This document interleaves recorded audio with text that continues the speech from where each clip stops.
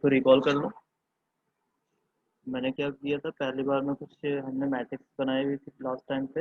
ए की मैट्रिक्स मान लो ये है, बी की मैट्रिक्स मान लो ये है, एंड सी की मैट्रिक्स ये है।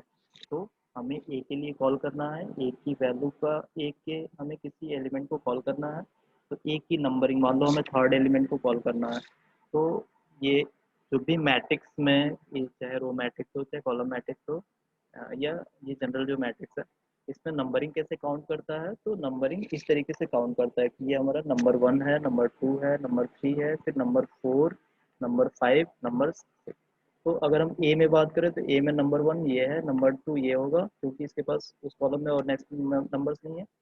तो नंबर 3 ये होगा। अगर हम A3 पे इनपुट देते हैं तो ये हमें वैल्यू कॉल करेगा 56 को। सिमिलरली अगर मैं बी के किसी एलिमेंट, मान लो हम 10th नंबर के एलिमेंट को कॉल करना चाह रहे हैं, तो ये सिमिलर बी के एलिमेंट कौन सा हमें देगा, तो ये लास्ट वाले एलिमेंट को देगा क्योंकि हम 10/10 का 1/10 का मैट्रिक्स ले रखे हैं। अब अगर मैं बोलूँ कि हमें सी मैट्रिक्स का नंबर 4th एलिमेंट चाहिए, तो आपके माइंड में ये होना चाहिए कि ये वाला देगा या फिर ये वाला देगा 1 2 3 4। तो अगर आप यहाँ पे सी टाइप कराओगे और ये इनपुट कर कॉल करने के लिए हमें स्मॉल पैरेंथेसिस यूज करनी पड़ती है, और हमें यहाँ पे हमने 4 टाइप किया। तो ये हमें इनपुट क्या दे रहा, एंट्री क्या दे रहा है, आंसर हमें 3 दे रहा। तो बेसिकली ये 1 2 3 4, और हमने 4 को कॉल किया था तो ये वैल्यू 4 दिया। तो आपको ये चीज़ें ध्यान देनी है कि ये नंबरिंग किस तरीके से कॉल करता है। आप मान लो अगर हमें किसी पर्टिकुलर किसी एलिमेंट को हमें बोलना है कि हमें सेकेंड रो का एंड थर्ड कॉलम की एंट्री हमें चाहिए, तो हम सी टाइप करेंगे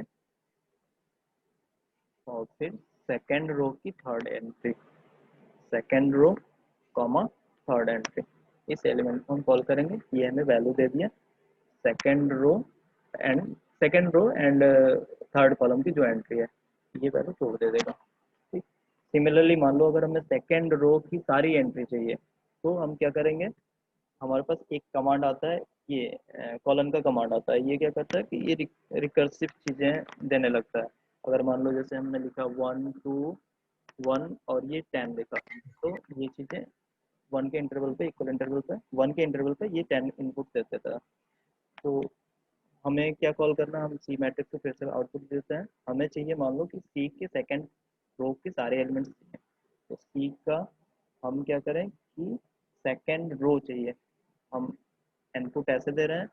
इसमें हम पहले एक अपना सिंटेक्स बनाते हैं। सिंटेक्स में क्या होता है कि एक एक पार्ट हो जाता है रो के लिए, एक पार्ट हो जाता है कॉलम के लिए। तो कॉलम में हमें रेस्ट्रिक्ट करना है क्या, तो हमें यहाँ पे ये है कि कॉलम हमें सारा ही चाहिए। ठीक, सारा चाहिए उसका, हम ये कॉलम वाला रेस्ट्रिक्ट वो दे दिए, कमांड दे दिए। अब अगर हमें रो को रेस्ट्रिक्ट करना है तो ये हम सेकंड को दे दिया, ये हमें सेकंड रो को जनरेट कर दिया, सी के सेकंड रो को जनरेट कर दिया। फिर से मान लो हमें फर्स्ट कॉलम चाहिए, सेकंड कॉलम केवल चाहिए सी के, तो सी का एक हमने फॉर्मेट क्रिएट किया, बीच में कॉमा डाला, फर्स्ट कॉलम चाहिए एंड सेकंड कॉलम चाहिए। क्या हम रो पे रेस्ट्रिक्शन दे रहे हैं, तो यहाँ पे हमारा आंसर है नहीं, तो हम रो पे कोई रेस्ट्रिक्शन नहीं दे रहे हैं। First column second column, first to second. ठीक, ये इनपुट दे दिया। आप देख पा रहे हो कि ये फर्स्ट कॉलम और ये सेकंड कॉलम इनको दे दिया। किसी एक पर्टिकुलर मान लो हमें 4 4 7 2 को कॉल करना है, ये हमारा कौन सा है, सेकंड रो से, सेकंड रो और थर्ड रो का है। तो हम सी second row and third row, second row to third row, फिर कॉमा कॉलम को कॉल करेंगे। कॉलम हमारा कौन सा है, ये हमारा ये वाला और ये वाला कॉलम को हम कॉल करना है। तो ये हमारा फोर्थ कॉलम है, ये 5 कॉलम है। तो फोर्थ कॉलम और से लेकर के 5th कॉलम के बीच में हमें इनपुट देना है, और ये एंट्री हमने एंट्री बोला, तो ये हमें ये कॉल करके दे दिया। ठीक है, तो ये चीज़ें हमें ध्यान रहे। एक और कमांड है कि एल करता हूँ, मैट्रिक्स ए पड़ा हुआ है जो कि रो वेक्टर है, मैट्रिक्स बी पड़ा हुआ है जो कि रो वेक्टर है, मैट्रिक्स सी पड़ा हुआ है जो कि 3/10 का मैट्रिक्स है। हमें दिख रहा है कि ए और बी आपस में ऐड हो सकते हैं, जैसे कि मैथमेटिक्स में पढ़ते आ रहे हैं, कॉलम सेम है, रो सेम है। सी मैट्रिक्स में क्या हम मल्टीप्लाई ए और बी का क्या हम मल्टीप्लाई डिफाइंड है कि नहीं है। तो ये सब सारी चीज़ें हम इसमें देखेंगे। अब इसमें क्या है कि हम ए, क्योंकि दोनों का सम करना चाह रहे हैं, कंपेटिबल है, ए और बी का डिफाइंड है, हर एक एलिमेंट को ये ऐड करता जाएगा। ठीक, तो ये हमारी वैल्यू दे दी, ए प्लस बी की वैल्यू दे दी। अब हम मान लो मल्टीप्लिकेशन करना चाहें ए स्टार बी, हमारे पास मल्टीप्लिकेशन का सिंबल तो स्टार से ही होता है जनरली तौर पे। बट अब यहाँ पे स्टार का जो हम लोग सेंस पढ़ चुके हैं पहले से, मैट्रिक्स मल्टीप्लिकेशन का सेंस, वो मैट्रिक्स मल्टीप्लिकेशन यहाँ पे काउंट करेगा। आप इसको एंटर करोगे, मीन्स एग्जीक्यूट कराओगे, तो ये एरर देगा। एरर में क्या बोल रहा है कि inner matrix dimension must agree, means हमारा जो मैट्रिक्स मल्टीप्लिकेशन है वो कंपेटिबल होना चाहिए। आप यहाँ पे 1/10 का मैट्रिक्स को भी दे रहे हो, 1/10 का मैट्रिक्स इसको भी दे रहे हो। कंपेटिबल होने के लिए ए क्या जो सेकंड कॉलम एंट्री है, नंबर ऑफ कॉलम्स हैं, वो सेम होने चाहिए इसके रो से। तो यहाँ पे कंपेटिबल नहीं है। ठीक, तो ये हमारा मैट्रिक्स मल्टीप्लिकेशन डिफाइंड नहीं है। कहाँ पे डिफाइंड है? अगर हम क्या ये हमारे पास ए बी सी में कोई से भी मैट्रिक्स मल्टीप्लिकेशन डिफाइंड है? तो हमारे पास मैट्रिक्स मल्टीप्लिकेशन डिफाइंड नहीं है इसमें। अब एक और यहाँ पे डेफिनेशन आता है जिसको हम बोलते हैं row wise multiplication, element wise multiplication. तो उसके लिए हमारे पास क्या कमांड है? ए ए डॉट फिर स्टार एंड बी। इसका मीनिंग क्या है कि ये ए के एलिमेंट फर्स्ट को फर्स्ट से मल्टीप्लाई करेगा, सेकंड को सेकंड से मल्टीप्लाई करेगा, थर्ड को थर्ड से मल्टीप्लाई करेगा। सिमिलर वे में एलिमेंट वाइज ही मल्टीप्लिकेशन करता जाएगा। इसमें भी हमारा क्या होना चाहिए कि कंपेटिबल होना चाहिए। ये इस ऑपरेशन के लिए भी कंपेटिबिलिटी कंडीशन क्या होगी कि ए और बी का ऑर्डर सेम होना चाहिए। ए भी हमारा 1/10 का ऑर्डर का है, बी भी हमारा 1/10 का ऑर्डर का है, 1/10 का ऑर्डर का है। तो हम इसको एंटर कर रहे हैं, ये देखिए आपको ए और बी को ऐड किया, ये लेफ्ट साइड में आप देख सकते हो। ए एंट्री ये है, बी एंट्री ये है।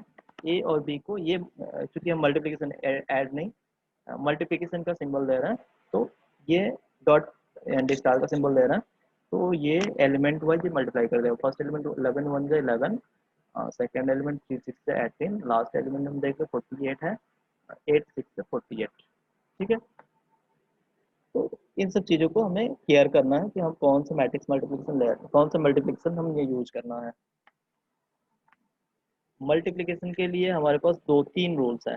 मैटलैब में जब यूज करेंगे, मान लो पॉलिनोमियल का प्रोडक्ट करेंगे, तो पॉलिनोमियल का प्रोडक्ट अगर हम देखें 1 minus x multiplied by 1 plus x, मैं यहाँ पे ये सिंबल यहाँ पे पहले से डिसाइड कर रखे हैं। अगर सिंबल पहले से डिसाइड ना होते तो फिर ये आउटपुट इसका ऐसे नहीं आता। ठीक है, ये एरर दे देता कि आप पहले सिंबल को डिफाइन करिए, क्योंकि यहाँ पे एक्स एक एज ए सिंबल ऑलरेडी इसके मेमोरी में फीड है। कैसे वो फीड होता है? तो SYMS लास्ट क्लास में मैंने बताया था, SYMS करके फिर एक्स डालते हैं, फिर एंटर करते हैं। तो ये क्या करता है, जैसे मैं दूसरा वेरिएबल ले लेता हूँ SYMS, और ये वाई, ये वेरिएबल हमने फिट कर दिया। ये आप लेफ्ट साइड में देख रहे हो कि वाई हमारा 1+1 का एक सिंबल बना दिया। तो हम यहाँ पे डिफाइन कर सकते हैं कोई भी प्रोडक्ट वगैरह, 1 minus Y multiplied by 1 plus Y, या फिर लास्ट वाला ही हम देख लेते हैं 1 माइनस एक्स, 1 माइनस वाई कर देता हूँ, 1 प्लस वाई कर देता हूँ। तो इसकी वैल्यू क्या आ रही है? आउटपुट में हमारा इसी तरीके से दे रहा है, क्योंकि इसको हमने इंस्ट्रक्ट नहीं किया कि आप इसको एक्सपेंड करिए। इसके पास एक कमांड है, एक्सपेंड का कमांड है, एक्सपेंड लास्ट रिजल्ट। ANS से ये जो लास्ट रिजल्ट है उसको हमें एक्सपेंड करना। तो ये देखो आप 1 माइनस वाई स्क्वायर दे दिया। तो अब आप बोलोगे ये मल्टीप्लिकेशन मल्टीप्लिकेशन कैसे डिफाइंड है, सिंबल्स वगैरह थे, ऐसे कैसे डिफाइंड है? तो अब यहाँ पे कुछ अलग प्रोडक्ट डिफाइंड है। अब मैं थोड़ा सा इलेबरेट करता हूँ इन सब चीज़ों को। 1 माइनस वाई हमने लिखा, तो इसके केस में मैं यहाँ पे जस्ट आपको दिखाने के लिए दिखा रहा हूँ कि इसको हमें कैसे लिखेंगे। तो जो पॉलिनोमियल अगर हम लिखते हैं तो उसके जो हाईएस्ट डिग्री टर्म है, यहाँ पे पॉलिनोमियल का हाईएस्ट डिग्री टर्म है y के पावर 1 है, उसका कोएफिशिएंट को हम यहाँ पे लिखेंगे, फिर स्पेस डाल देंगे। फिर जो उसके जस्ट लोवेस्ट टर्म y⁻0 का, यहाँ सॉरी यहाँ पे -1 है, स्पेस डालेंगे या कॉमा डाल सकते हैं, और फिर उसके लोवेस्ट टर्म का कोएफिशिएंट 1 है। तो ये हमारा 1 माइनस वाई ये इनपुट हो गया। अगर हम इस तरीके से बोल देते हैं तो ये 1 माइनस वाई हमारा इनपुट हो गया। क्लियर है? ये क्या हमारा पॉलिनॉमियल बना। तो मैं एक यहाँ पे P1 एंटर करा रखा हूँ पहले से। आप लेफ्ट साइड में वेरिएबल देख रहे हो, P1 is equals to 1 1 and P2 is equals to -1 1। P1 value इस तरीके से दे रहा है। इसका मीनिंग क्या है कि ये हमारा ये एक वेरिएबल हमारा अगर हम y वेरिएबल इंट्रोड्यूस कर रहे हैं तो एक ये P1 हमारा 1 प्लस वाई वाला वेरिएबल है, 1 ये और y का कोएफिशिएंट ये। फिर अगर हम P2 का मतलब हम इस चीज़ को एंटर करना चाह रहे हैं 1 माइनस वाई को।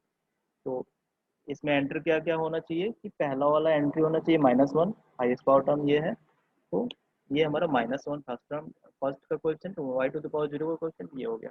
अब हमें P1 इंटू P2 करना है, दो पॉलिनॉमियल का प्रोडक्ट करना है। ये हुआ है ना यहाँ पे, P1 इंटू P2 करना है बेसिकली। ये P2 हो गया, ये P1 हो गया। P1 P2 करो या P1 P2 P1 करो। तो अगर आप यहाँ पे डिफाइन करोगे P1 मल्टीप्लाइड बाई P2, ये एरर देगा। क्यों देगा? क्योंकि ये तो आप, ये तो उसको समझ में आ रहा कि ये आपने एज ए मैट्रिक्स एंटर किया हुआ। यहाँ पे P1 दिख रहा है, ये एज ए मैट्रिक्स एंटर किया हुआ लग रहा। यहाँ पे भी P1 एज ए मैट्रिक्स।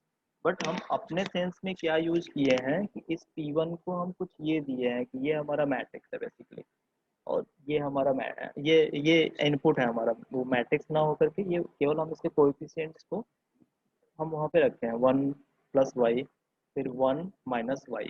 ठीक है? अब इन दोनों का प्रोडक्ट अगर हमें करना है, दो पॉलिनॉमियल्स का प्रोडक्ट करना है, तो एक और प्रोडक्ट हमारे पास डिफाइंड है, उसका नाम हम बोलते हैं कॉन्वोल्यूशन। बेसिकली हम टर्म P1 और P2 डिफाइन करेंगे। तो इसके लिए हमें क्या आउटपुट आना चाहिए वो थोड़ा सा हम ध्यान देते हैं। इसका कमांड हमारे पास है P1 कॉमा P2, दो पॉलिनॉमियल्स का प्रोडक्ट कर रहा है। इसका आउटपुट हमें किस तरीके से मिलना चाहिए? तो यहाँ पे हमें वाई स्क्वायर, इसका हाईएस्ट डिग्री टर्म क्या है? वाई स्क्वायर है। वाई स्क्वायर का कोएफिशिएंट -1। क्लियर? तो पहला एंट्री -1 होना चाहिए। इसके लोअर में क्या होगा? तो यहाँ पे एक एंट्री खत्म है, यहाँ पे y टू द पावर 1 की कोएफिशिएंट वो 0 है। तो बेसिकली इसका जो आउटपुट आना चाहिए, मैं आउटपुट को यहाँ से शो करता हूँ। आउटपुट इस तरीके से आना चाहिए मैट्रिक्स फॉर्म में कि हाईएस्ट पावर टर्म के कोएफिशिएंट हमारा -1। क्यों? क्योंकि माइनस वाई स्क्वायर है। उसके बाद से क्या आना चाहिए? स्पेस डाल करके y का कोएफिशिएंट आना चाहिए, तो ये 0। फिर क्या कोएफिशिएंट आना चाहिए? फिर कांस्टेंट का कोएफिशिएंट आना चाहिए। तो आउटपुट में हमारे ये आना चाहिए प्रोडक्ट का। इसको हम शॉर्ट फॉर्म में या फिर अपने मैट्रिक्स फॉर्म में, पॉलिनॉमियल फॉर्म को हम इनपुट इस तरीके से ही देते हैं। ये वाई स्क्वायर का कोएफिशिएंट ये -1 है, फिर y का कोएफिशिएंट ये, फिर ये y टू द पावर 0 का। ठीक? तो अब हमें प्रोडक्ट कुछ इस तरीके से ही तो डिफाइन करना है। P1 इंटू P2, पॉलिनॉमियल 1 और पॉलिनॉमियल 2 तो हम इस तरीके से डिफाइन कर नहीं सकते। P1 इंटू P2, तो यहाँ पे प्रोडक्ट के लिए एक अलग टर्म है कॉन्वोल्यूशन कर, CONV। मतलब हम P1 और P2 को एज ए पॉलिनॉमियल ट्रीट कर रहे हैं और उनका प्रोडक्ट करा रहे हैं। ये अब देखो क्या वैल्यू दे रही है, -1 0 1। वाई स्क्वायर का कोएफिशिएंट -1, वाई का कोएफिशिएंट 0 और फिर 1।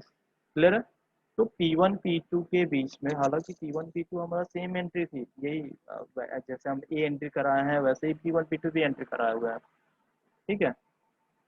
बट हमारे पास मैटलैब में 3-4 तरीके हैं इनको मैट्रिक्स मल्टीप्लिकेशन वगैरह करने के लिए। एलिमेंट वाइज जो हम यूजुअल मैट्रिक्स मल्टीप्लिकेशन पढ़ चुके हैं वो, और पॉलिनॉमियल का जो अगर हम मैट्रिक्स करेंगे तो वो अलग तरीके से उसके वेक्टर्स फॉर्म में आता है। तो आपको ये दिख रहा होगा कि ये था 2 का 1+2 का 1+2 का, बट ये आ गया इसमें 3 कॉलम हो गए। 3 कॉलम क्यों हो गया? क्योंकि हम वेरिएबल्स का मल्टीप्लाई कर रहे हैं। तो अटेंडेंस लो।